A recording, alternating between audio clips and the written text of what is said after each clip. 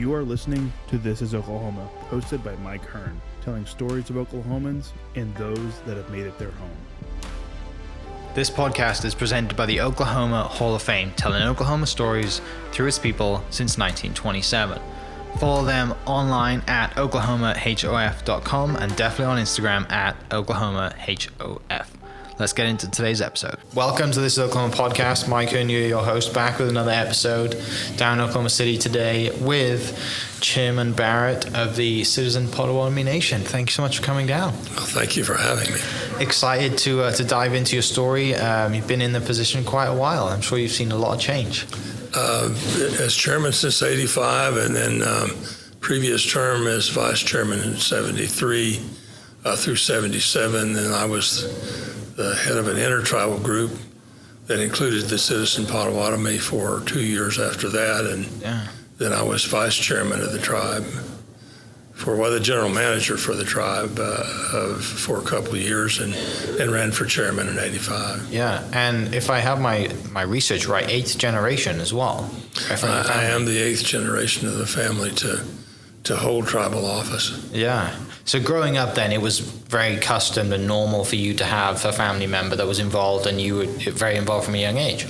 As a child, most of the talk around the breakfast table, and best particularly at my grandparents' place, was about politics. My grandmother was from one of the largest tribal families, and my grandfather was from a very large tribal family. So it's on my mother's side, and both of them were very interested in politics, and my interest in the language came because when they didn't want the grandkids to know what they were talking about, they would talk in Pottawatomie. So I managed to force myself to learn at least enough to understand what they were talking about. Yeah, and I mean, to that point, your tribal name as well. I'm not going to try and pronounce it because I would butcher it. Keweoge. Keweoge. Okay. It means he leads them home. Okay. Which, do you ever ask your kind of, dad, mom, grandparents why they gave you that name? Actually, I wasn't named until I was 40. I didn't really, I didn't really think it was important at the time. I was involved in so many other projects, and I really wasn't involved deeply with the culture other than what I had to do. And when I'd been in the tribe for quite some time, I had the good fortune to go up north and be around Pottawatomie tribes, the other 7 Pottawatomie tribes, and they're were much more deeply involved in the culture. And once I got up there and got around it, I realized the value of it, and I had the good fortune to be named by a man in Prairie Potawatomi from the Prairie Potawatomi Nation, and he gave me the name and also taught me a lot of the traditions that I had not learned. The Citizen Potawatomi have been separate since 1867, and we also were the first of the tribe to convert to Christianity. The combination of the physical separation and the religious conversion kept us away from the Pottawatomie traditions, and naming was one of the first ones that people sort of stopped doing, a number of the people.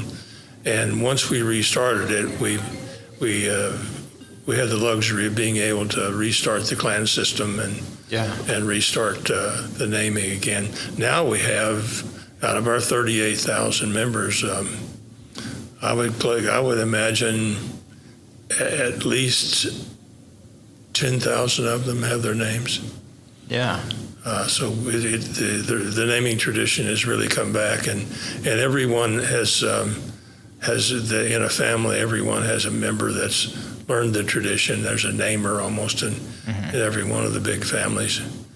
And once you get your name, you have the ability to give another person their name. Okay. So the old tradition of waiting until the oldest member of the family gave you a name, we didn't have the luxury of doing that because so many of the families were split up. Yeah.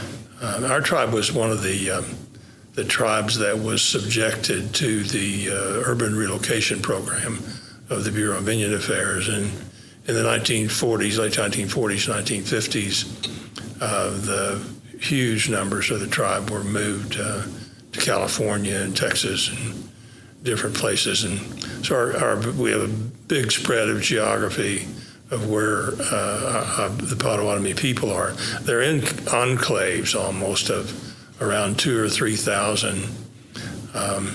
In California, if we were a California tribe, we'd be the largest California tribe. There are so many of us there. And I call them the prune picker Pottawatomies in the northern part of the state.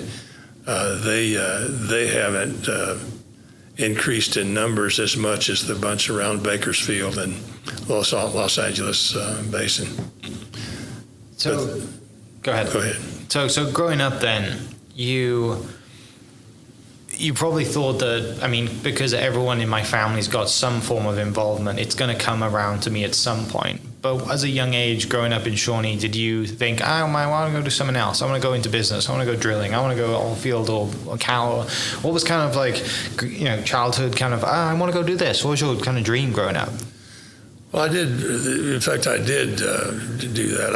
I stayed away from everything except that what was obligatory. I was one of 26 grandchildren. My grandmother had 13 children, and when I was about 24, she decided that I was going to be the next one, and she was 4'11", and I was scared to death of her. She was an amazing woman, very strong woman, and I loved her dearly and would not say no to her. So she decided I was going to be involved in tribal politics. My uncles were involved. Two of my uncles were chairmen, and one of my uncles was secretary-treasurer. And after they got older, when it went to the next generation, she got me by the ear and said, "You're next." And so there was no telling her no. You pretty well did what she asked.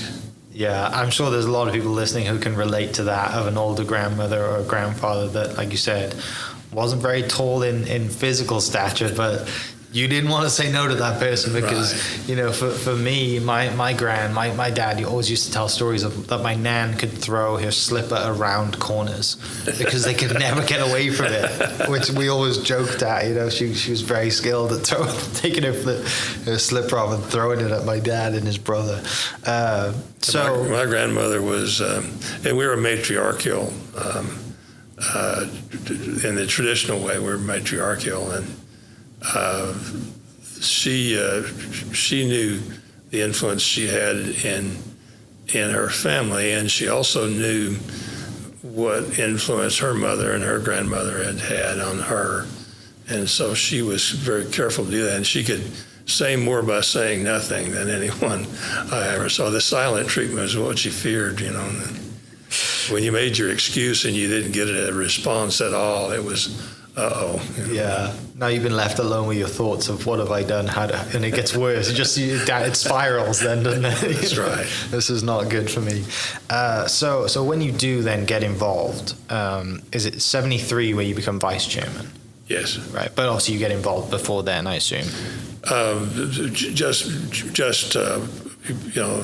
ceremony and those kinds of things. We really didn't do an awful lot before that. Our tribe had the leadership had kind of gotten it down to where the only thing that really brought us together was the lawsuit with the government under the Oklahoma Indian Claims Commission, not Oklahoma, but Indian Claims Commission lawsuit with the government over the lands that we had lost. We've been relocated 4 times.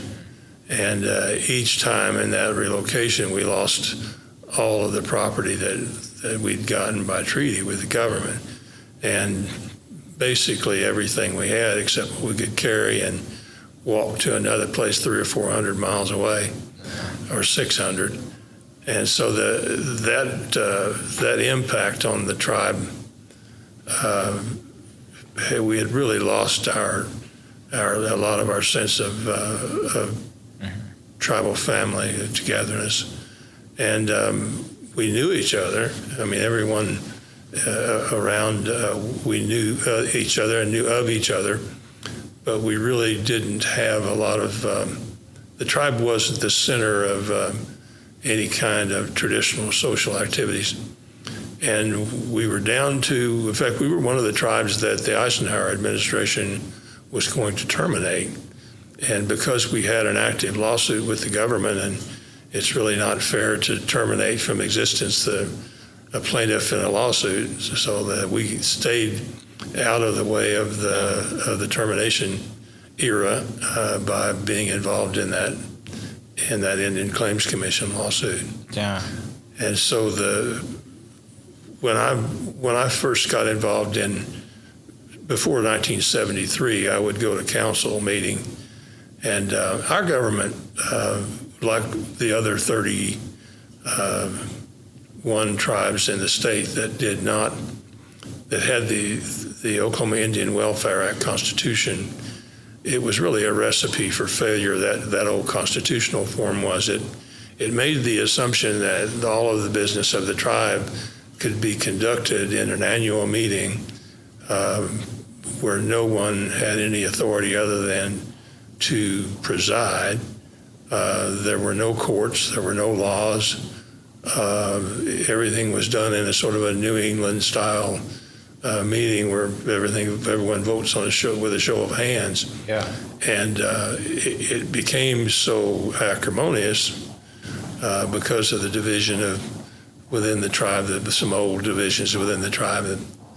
Indian tribes have these grudges that your grandfather did something to my grandfather, and I'm still carrying the grudge, that kind of thing. But we would have meetings that would last 4 or 5 hours, and you couldn't keep a quorum. Yeah. And after I was in office, I remember having to recess meetings, and people would get in their cars and go round up their cousins and relatives and bring them back so we could maintain a quorum to finish the meeting. We were a poor and pitiful people at that time. Yeah. And didn't have much going for us. The business committee that was what the tribal government was called, was the business committee, 5-member business committee. And it had all authority in the tribe. And literally, it could change almost everything. I mean, it could have 50-person quorum.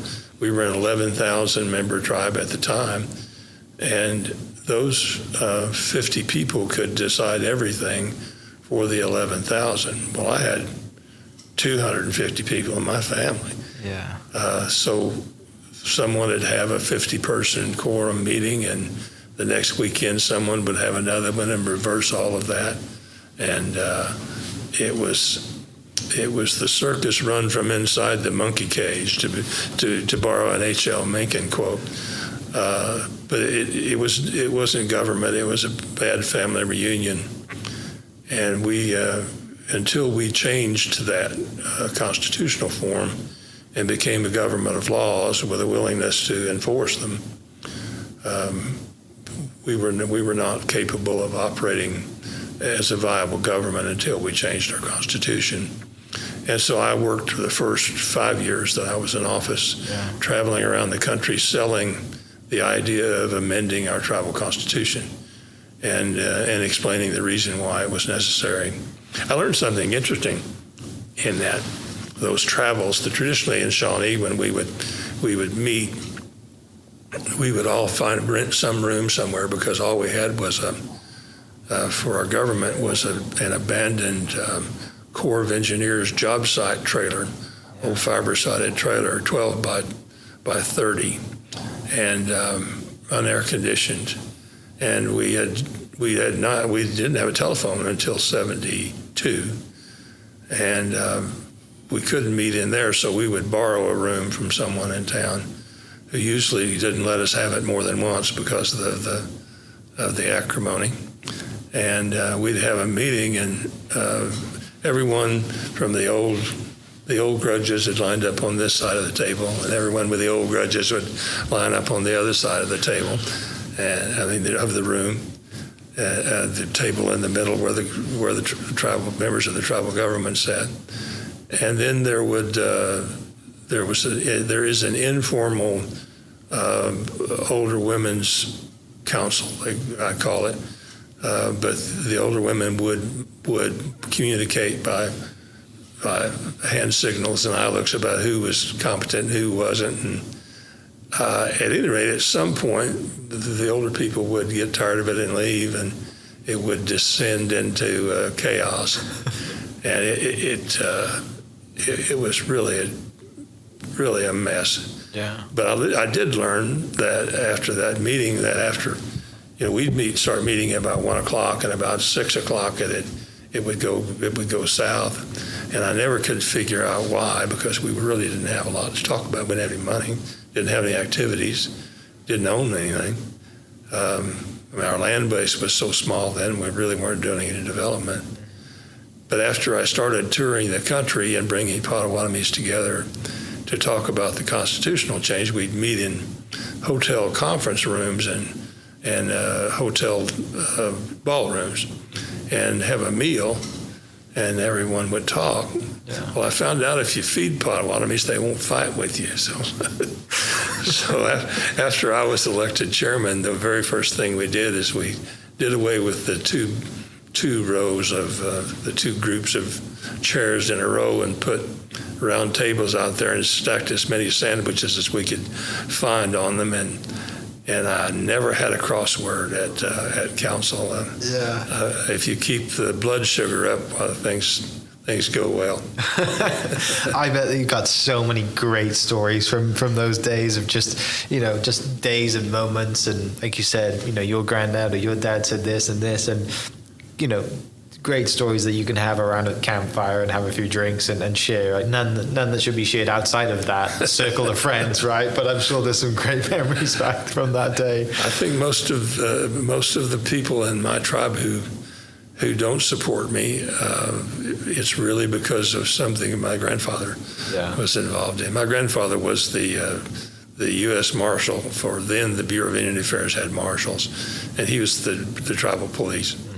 Working for the agency. My grandmother and grandfather lived on the BIA agency and lived on the grounds, and my mother and all of her brothers and sisters grew up at the agency. So we were intimately familiar with what relationship the tribal members had with the Bureau of Indian Affairs. Yeah.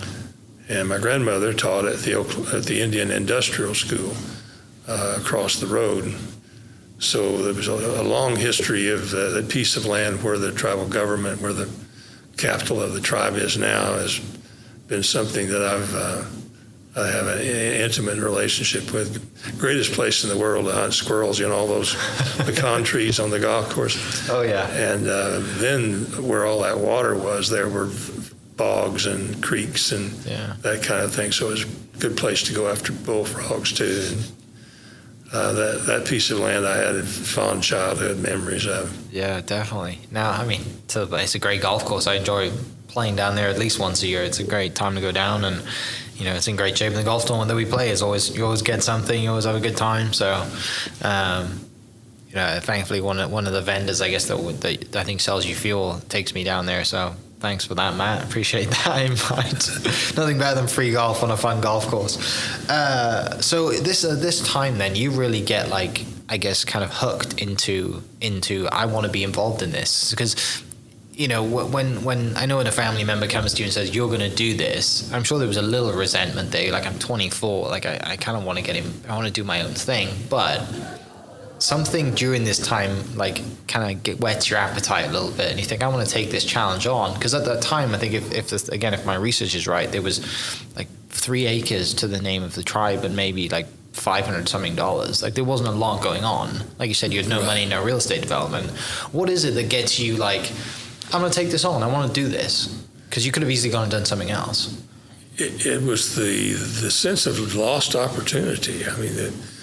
Watching what the Chickasaws and the Choctaws and the Cherokees were doing, and then realizing that if we were to reform our governmental form, that we had the capability of making something out of that.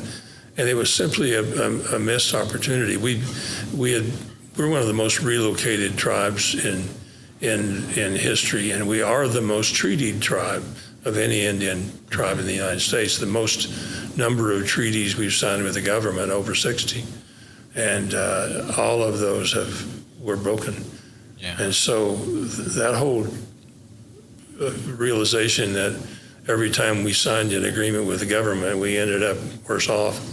It seemed to me that it was time that we sort of took control of our own destiny, and the times were right too.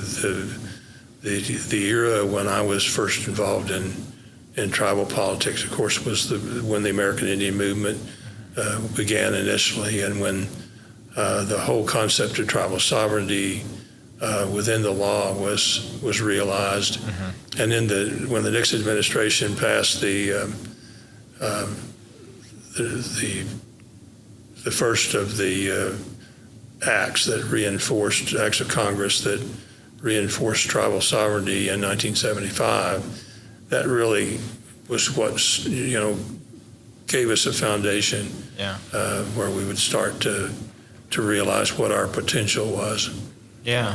And from that moment, then you really, I mean, looking at the stats, like to what it has become now since, say 72, 73 to now, and then obviously you took office in 85, the economic impact of what you've done and what the nation has done is incredible, right? Like I'm sure, it's not just you, right? There's a lot more people involved in this, but it takes, it takes a vision and a small few to change the majority and say, hey, this is what we can do. And now, the nation is one of the largest employer, right? We're the largest employer in Pottawatomie County. Yeah. I think once we enfranchised all of our people, that was the old Constitution. You could only vote if you showed up at that crazy meeting, and you had to vote in person. Yeah. So at that time, with 11 or 12,000 members, and we had a blood degree in our Constitution, unlike the Choctaws and Chickasaws and the Cherokees and the Creeks. We had the concept of blood degree, and blood degree in our case was really a joke, because our original blood degrees were set by one government employee in a log cabin in Sugar Creek, Kansas, in 1863 at the first census. And as people came through the door, that guy assigned them a blood degree based on his perception of their skin color. Oh, wow. So if you worked inside, or you were an elder that didn't get out in the sun a lot, you would get a higher blood degree than your parents and your brothers and sisters. And so it was absolute chaos in this concept of blood degree when the next generations came down to where your blood degree wasn't high enough to be enrolled. Yeah. At the time I took office, there were 33,000 blood degree appeals at the Bureau of Indian Affairs. There were several full-time employees at the BIA in Washington, D.C., who did nothing but Citizen Potawatomi blood degree appeals. And the incredible way they resolved it, mind you, we've been a Christian tribe since Jean Nicolet in the late 1600s, early 1700s, over at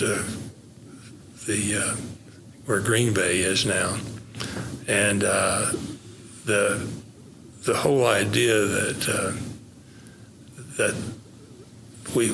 you would assign something by whether or not you had an Indian name. That was the resolution that the government came up with. That there was any document anywhere that had you with a non-Potawatomi language name, you were a half. Well, you can imagine the chaos that created after, especially inside of the fact that it's by the distribution of revenue from the Indian Claims Commission settlement was based on being a member of the tribe. And so the whole idea being a Christian tribe and being baptized and given a Christian name was part of a huge part of our history.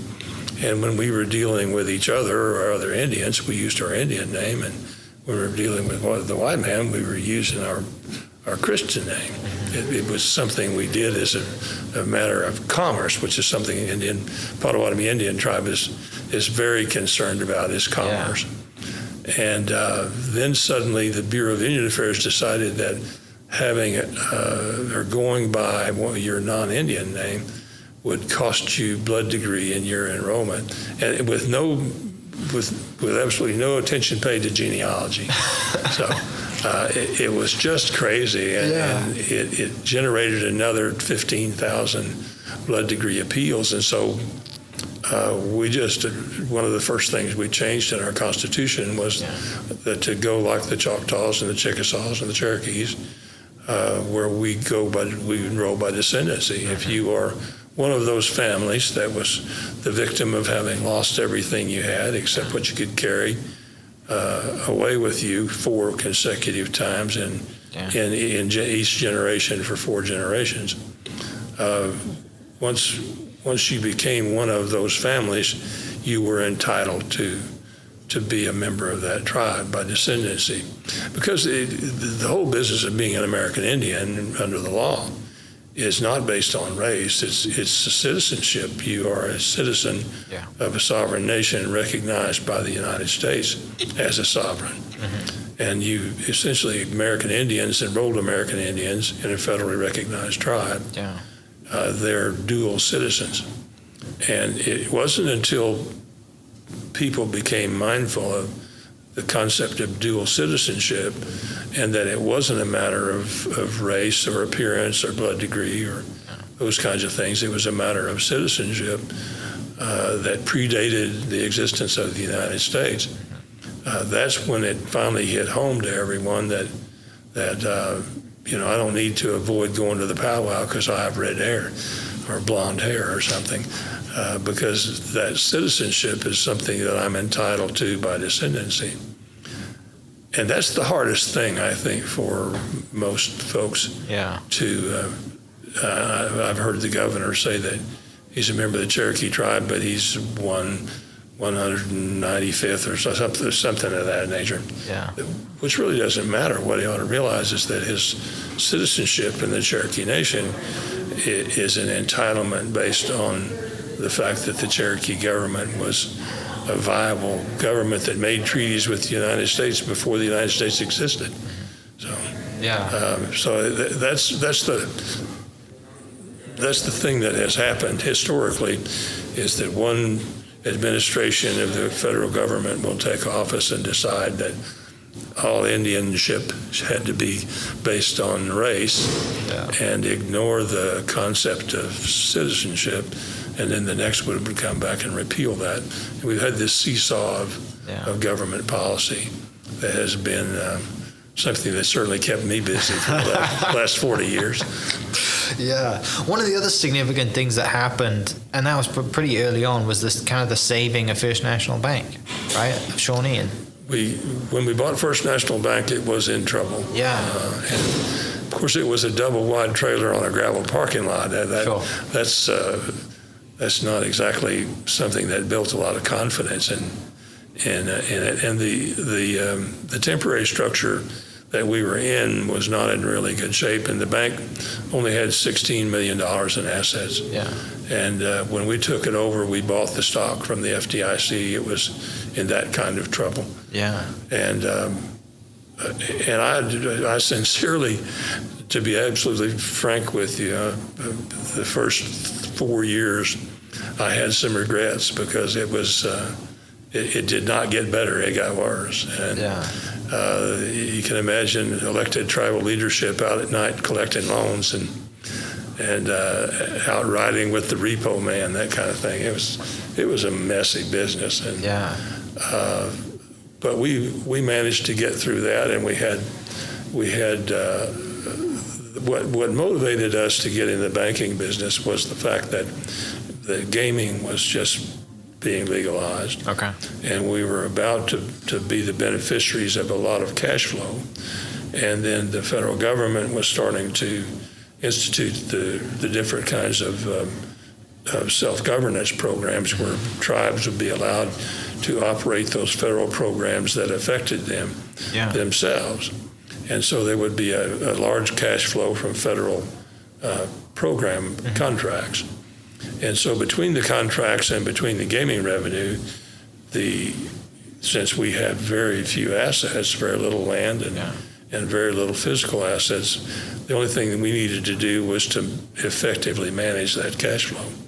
And to do that and benefit from it the most, we felt that doing that by buying a bank was the way to go at it. Yeah. And that bank has since grown from that initial $16 million to I think by this November we'll be $1 billion bank in assets. Yeah. So it's come a long way. Yeah, and kind of back to what you said earlier about opportunity. You think that early on, like there was just no one was seeing the opportunity that was there.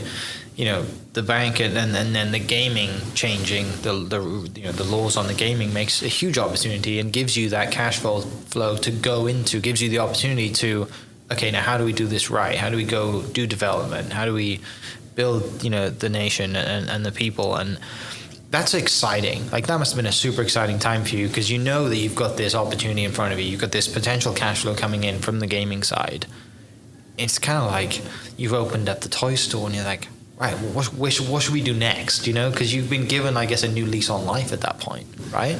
Well, one of the things that I tried to impress on the membership of our tribe is that this first wave of money that was coming in was seed corn. And you can eat the seed corn and have one last meal, and then you starve after that. Right. And even to the symbolism of the balconies at our gaming establishments have cast iron corn plants built into the balconies to help our folks remember that this wave of revenue and this wave of financial growth is really for future generations, and that if you eat the seed corn, you're not going to have anything in the future. And in that 5 years that I traveled around the country, promoting the change in our Constitution, one of the things that I tried to develop more than anything else was the awareness that we would be wasting an opportunity if we were to per capita payment out these funds and little bitty payments, because with 38,000 tribal members, if you gave everyone in the tribe $1,000, that's $38 million. Well, we're making money, but not that much money. And if you wasted the entire amount of your earnings and your savings in one per capita payment and had nothing, that would be the end of things. Yeah. Or we'd go back to where we were when we were meeting once a quarter. And the first business committee that I served on, of the 5 members of the committee, I was the only college graduate. I was the only high school graduate, and I was one of the 3 out of 5 that could read. Yeah. So we weren't taking advantage of our best and brightest. We weren't finding those people in the tribe that had leadership experience and capability and that brought skills to the tribe that we needed. And we didn't have anything to attract them. Mm-hmm. And so that's really been the task was to bring in our best and brightest and to help to foster some kind of loyalty to the tribe by virtue of financing their education. We spend $13 to $15 million a year in college scholarships. Yeah. And those people are now coming back, or have already come back, and are integral to our government. Mm-hmm. And now the entire 16-member tribal legislative body, every single one of them has at least an undergraduate degree, and 5 have postgraduate degrees. Every workstation at our tribe, you have to be computer literate in order to be an employee of the tribe. Yeah. So we've come a long way by utilizing our assets to help educate our people and improve. And if you're an older person, to improve your lot in life to where you don't have to live in horrible conditions and don't have decent water and decent air conditioning and food to eat and medical services. Those are the things that we owe those older generations. And opportunity is what we owe the younger generation. Yeah. And I guess what we're trying to be, use a gaming term, we're trying to be the ace in the hole. We're trying to, when someone is in need, we need to be able to be the ones that they turn to. Yeah. Well, and it's not just, the economic impact for tribal members, it's non-tribal members as well, right? There's a lot of, you don't just focus, that everyone's getting benefited from this as well, from you growing that and having that big economic impact, whether it's from the grocery store, gaming, well, absolutely. During that 5-year tour of around and reestablishing our contact with our people, one of the things that we talked about and we literally voted on it every time we met was the issue of whether or not we would employ non-Indians as well as tribal members. And our employment policy is that if we have two qualified people, equally qualified people, and one of them is a Pottawatomie, obviously that Pottawatomie will get the job. But if the two are not equal and the non-Indian is more qualified or more experienced, then we'll hire the non-Indian. Yeah. What the people's expectations are of the government is that we are there to return their investment and to use the gained revenue as the way of delivering services. But you don't eat the seed corn. You keep that nest egg growing all the time. Yeah. To that point, then, going forward, what are you kind of excited to get into? What are you excited the future of, the opportunity in the business, and what is, the future seed corns to develop and continue to develop the nation? Like, what's you got your eye on at the moment? Well, we are deep into the construction of, we finished the building, and we are starting to install the equipment in about 3 weeks. High density polyethylene pipe manufacturing plant. Okay. This plant will make high-density polyethylene pipe, both coiled pipe and in set lengths everywhere from 1 inch up to 48-inch diameter pipe. Big, heavy-walled sewer line, that kind of thing. There's going to be, the infrastructure of the United States has really been neglected over quite a number of years. Shawnee in particular, and Oklahoma in particular, we have an awful lot of bad sewer lines, bad water lines. All of that has to be replaced, and there is a huge demand for HDPE pipe because it has turned out to be the best product to replace the old pipe, and it bears up well, and it holds up well. It is easier to install, and we have the capability of manufacturing it. We're buying some used equipment from other pipe plants, but most of it is new equipment, a brand new building, and we'll be bringing in experienced people to start the plant up, and we'll be hiring some of our own people as well. But that on the industrial development side, and we put the railroad bridge back across the North Canadian River, and we have a Class 3 railroad, the CPN railroad, that serves the industrial park. And so our industrial park is where we're putting an awful lot of our future investment in. That and developing housing and developing our tribal economies. Unfortunately, most tribal economies, they'll pay out $200 or $300 million worth of payroll, and then that money just leaves the reservation. And so what we're trying to do is get a turn in our economy the way other economies are in the communities around the state. We want the dollars that we pay out to vendors and the dollars that we pay out to our employees, we want those dollars to turn in our economy before they leave. Yeah. So we have a large investment in grocery stores. We have 4 grocery stores and a wholesale grocery operation. In order that our employees and our tribal members can buy groceries from us, and we get tax revenue and we get profit from the groceries. And then there are people's entertainment dollars, not just gaming, but we have a bowling center, and we have a really state-of-the-art indoor gun range. We have sporting clays. We have you played our golf course. We think we're in the top 10 public courses in the state. We have a big arena, and we have quite a large number of things that we do to capture people's entertainment dollars. Yeah. And the other is that we have an electrical company and a heating and air conditioning company.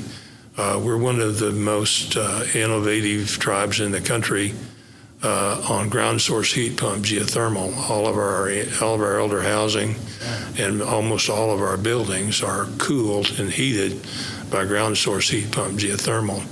And that was one of the reasons we got into HDPE pipe, is because those loops that go down in the ground for geothermal heating and cooling are HDPE. And our installations have become so extensive that the price of pipe is starting to make a difference. All of our housing that we build has a much huge reduction in costs of electricity because they're heated and cooled by geothermal. Right. Below 15 feet, the whole state of Oklahoma is 55 degrees. So that's a useful asset That's that most people don't take advantage of, especially right now. Yeah. And all of our buildings and our grocery stores and our bowling centers and our casinos, everything that we build, even housing, they're all heated and cooled with ground source heat pump geothermal equipment. Some of it with big ponds that have exchangers in them, some of them with ground loops. And then we have whole neighborhoods where we've gone in and horizontally gone down to 20 feet with our boring machines and bored 500 feet and come back up and move over 50 feet and bore again and lace the entire neighborhood with a common heat sink for all of the heat pumps. Yeah. And we think that's a future for a small community to provide services to its people, is to create a common heat sink for heating and air conditioning for the people, and then sell that as a municipal service. Yeah. We hope to be a part of that. We operate the largest rural water district in Pottawatomie County. We provide water to 3/4 of the county in the rural water district. We have 3 water plants. And water is big business. I mean, it's the oil of the future. So. Yeah, definitely. So we're heavily involved in water distribution and in treating it. Yeah. The thing about our reservation, which is very small, really, in the world of Indian reservations, we only go from the North Canadian River, which is halfway down Pottawatomie County, to the South Canadian River. Which is about 35 miles, and from the Seminole line to the Indian Meridian. So we're really about 30 by 35 miles is our entire area, where we can put land into trust and provide services. And in that area, the quality of water, we didn't know this when we bought the reservation for cash, the quality of the water in the southern half of Pottawatomie County, the water's not drinkable. I mean, it has gypsum in it, and it's saltwater pollution, and it's simply not drinkable water. And even if it was drinkable, most of the wells that you drill down there are maybe 2-3 gallons a minute. Sure. So there's really not enough water there. So the reason that southern Pottawatomie County has such a low population is because there was no water. There's no water, yeah. So taking over the water distribution business was something that we thought was a high priority. If we were ever going to get our people to move back home, Right. we were going to have to get decent drinking water. Yeah. And so we have invested about $10 million so far in that effort. Yeah. And it's really helped. Things are, our population's increasing, people are coming back, and it's improved the quality of life for the people who have stayed. Yeah. I mean, it's really cool to have that. It's really cool to grow up there, to live there, and to see the difference, and over the time have that impact. One of the other things, you guys have the Balloon Festival too, right? Yes, we do. That's coming up, isn't it? It is coming up. It's early August. Mm-hmm. We started the Balloon Festival just a few years ago. Yeah. Because we had a request from one of our tribal members that is a balloon pilot, and I had a balloon, and the 5 families there in Shawnee, we went together and owned a balloon and flew it for quite a number of years. And so I've always been interested in lighter than air aviation. You're not scared of heights then? Oh, no. I grew up in the oil field, and I worked derricks on drilling rigs from the time I was 16 on for quite some time before and even after I got back from college, I worked on and off on drilling rigs. That was really how I grew up, was around the drilling business. And that's sort of how my whole life before that time I had been accustomed to having my father and myself working 7 days a week. That doesn't seem out of sync for me. So 7-day weeks didn't bother me. That kind of helped in coming along. Most of the businesses that we operate are 24-hour a day, 7-day a week businesses, because it seems to me there's the spare time and leisure time is a great thing if you have the wherewithal to do it. Yeah. But if you're coming along and growing, you need every hours of every day. Yeah. But the Balloon Fest is something that's an awful lot of fun. We are moving it over to an area with a lot more room. Where we started where the RV park is, it just simply wasn't big enough. After we got to 16 balloons, it just wasn't large enough. So we moved over to a larger area over past where our ball fields are. Yeah. And we'll be able to accommodate in that area. We'll be able to accommodate 60 or 70 balloons if we ever get to that size. If you've ever been to Albuquerque and seen the International Balloon Festival, I would love to. And see 800 balloons go up at one time, it's a stunning thing to watch. It's just beautiful. So that and balloons at night when the heaters go off and light them up from inside, it's exciting. Yeah. That's great that you have that personal connection to it as well. I would never have guessed. There's probably a lot of people that don't know that, right? That you know that you like to fly those and you had, in the family. Well, the balloon originally belonged to St. Gregory's University, and it was contributed to them. And it sat in their basement for 5 years because no one could fly it. And so my wife and my father-in-law, who was the fixed-based operator of the airport in Shawnee, and my wife was a flight instructor. And so we put together a group of people that were interested in flying, and we contributed in and bought the balloon and started to fly it. And my father-in-law was the first person in town to get his lighter than air rating, and so it went from there. Yeah. And we flew the balloon until basically the balloon wore out. It was not a very contemporary design because it was old when they contributed it to St. Gregory's, and then it sat for 5 or 6 years. So it wasn't really one of the newer ones. It was difficult to fly. Yeah. And so it finally went the way of all the old balloons. But now, what's interesting is that now there are 6 people in Shawnee that own balloons that are active in flying. Yeah. So it's become, we kind of let it get away, we got away from it for a number of years, and then the opportunity came back because we had the space and we had the wherewithal take advantage of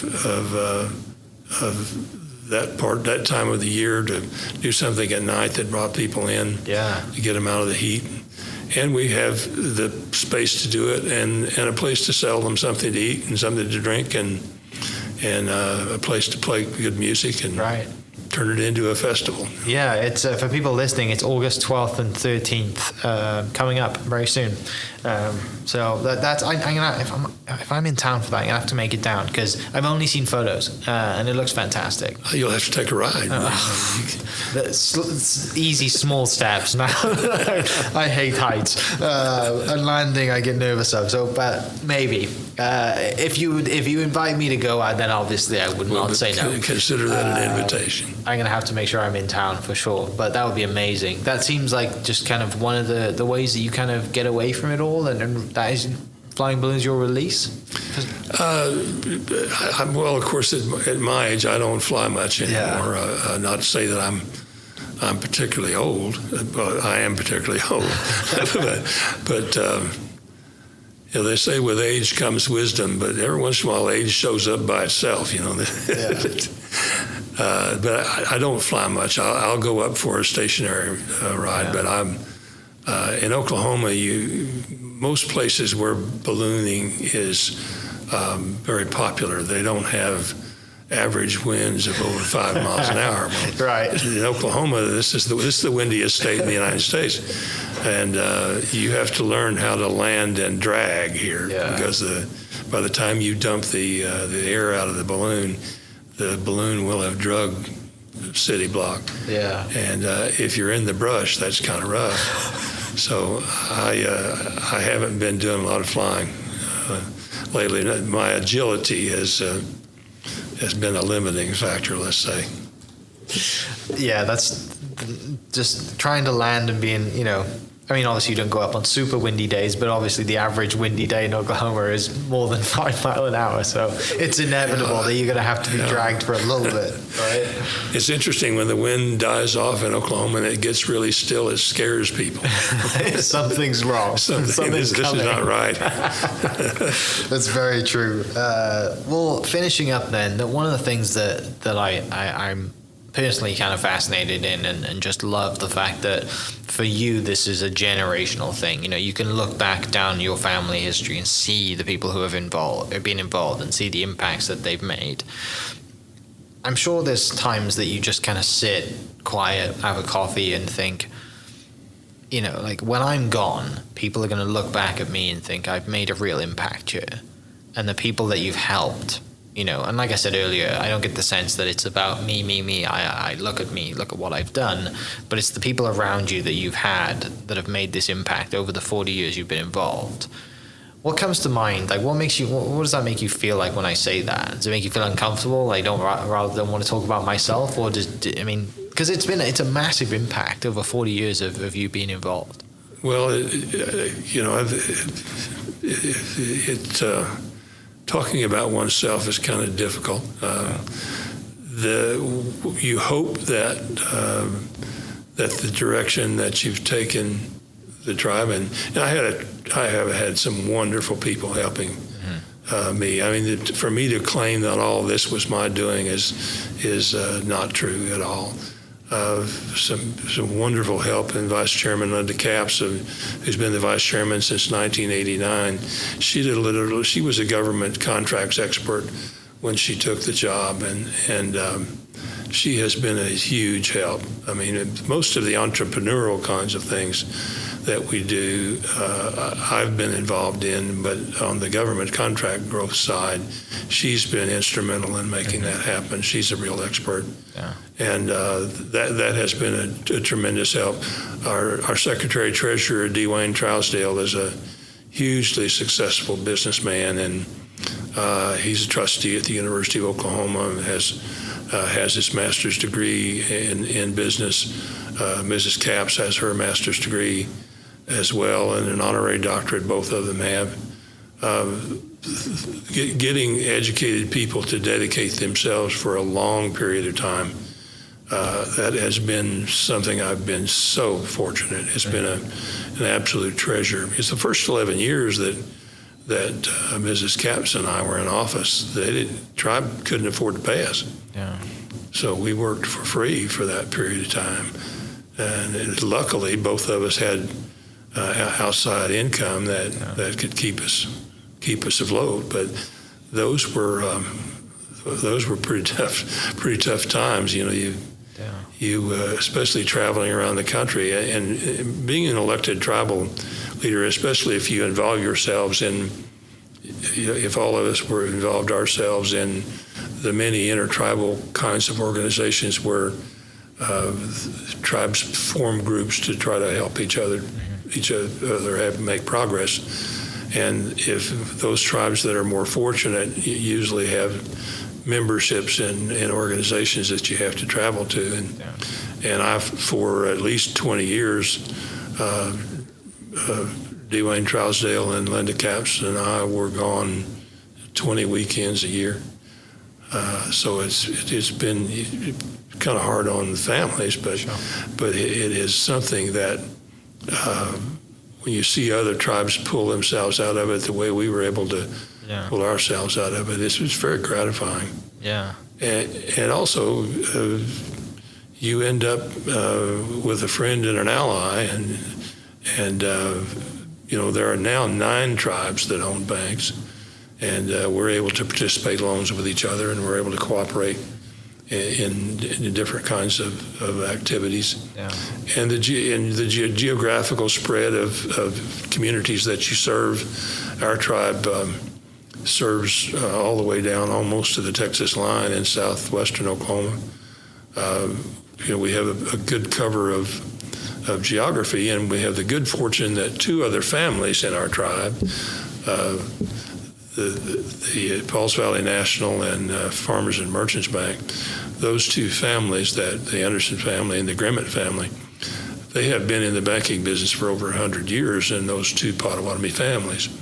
And they're very successful and almost the same size that we are. Yeah. They sit on our board, and when we have a loan that's larger than we can make, then we participated out to 2 other Pottawatomie family-owned banks, and we have a larger lending capability than we would normally have.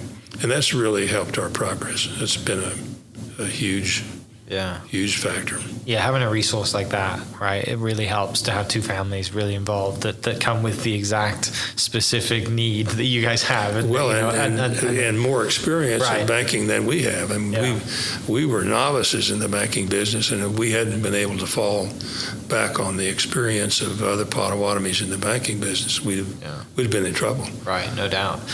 Finishing up, is there a 9th generation coming? Do you have family involved as well, or have they waited? Are they waiting patiently for you to say, "Hey, this is your time now"? When is he going to go? That's not what I meant. I think one of my sons is interested. I know my grandson is. And Mrs. Capps has some.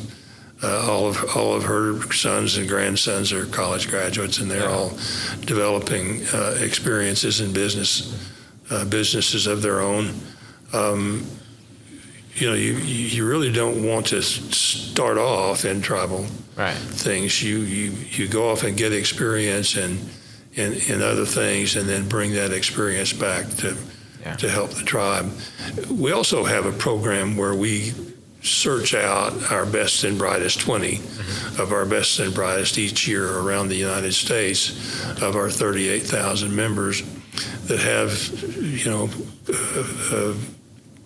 pay average and that are at least sophomores in college. And we bring them in, and they live at the tribe for 7 weeks out of every year, and we rotate them through every department of the tribe. They're called the PLPs, Pottawatomie Leadership. And that group of people they're of the age, we've been doing this for 20 years, so the early ones are back involved in tribal government now. So we have a group of leaders that are being cultivated to come up through the tribe that will, after they've established themselves in their own careers, then when they get ready, then we can offer them some additional opportunity and a little bit of challenge. Amazing. Back to reinvesting, right? Just kind of making it full circle and going out and prolonging the significance and the history and the nation in general, regardless if it's just people or business. You've got to focus on that. Otherwise, it might not be here anymore. It ends with you if you don't prepare for that. Exactly. Yeah. Well, I want to thank you so much, Chairman. It's been an absolute pleasure to chat to you for an hour. Fun. Yeah, so much fun. I will let you know if I'm going to be in town August 11th, August 12th and 13th. If I am, then I'm going to have to come and see you down there. Well, if not, just watch the balloon, then go over and play a round of golf. That would be, yeah. I think the golf tournament, I believe, is in September, so I'll be down there for sure in the next few months. But for people listening, I'll post a link to the Fire Lake Balloon Festival in the description. You go check that out. It's August 12th and 13th. And also put a link to the Pottawatomie Nation's social media stuff and all of their website stuff. You can go check that out. Not just for balloons, but it's plenty else going on. Pottawatomie.org. All right. And the Pottawatomie is spelled a little differently than the county. It's spelled the right way. People listening will know that difference. But yeah, thank you so much for coming down. For people listening, we'll see you next episode. Cheers. Thank you. This podcast is presented by the Oklahoma Hall of Fame, telling Oklahoma stories through its people since 1927. Follow them online at oklahomahof.com and definitely on Instagram at oklahomahof. Thank you for listening. We are inspired by those around us and hope that you are too. Make sure you subscribe to this podcast on your favorite podcast platform and leave us a review so we can keep telling your stories. For more great Oklahoma content, follow This Is Oklahoma on Facebook and Instagram.